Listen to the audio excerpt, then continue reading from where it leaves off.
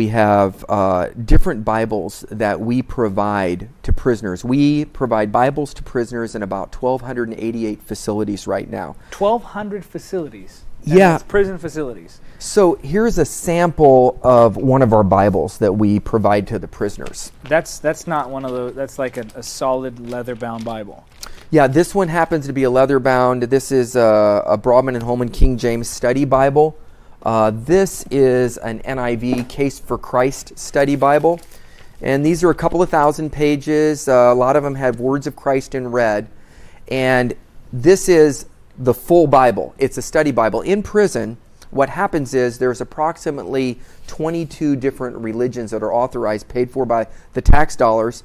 And there's two Christian religions. One is Protestantism and Catholicism. And both of those contain a biblical Jesus, but the other 20 religions don't.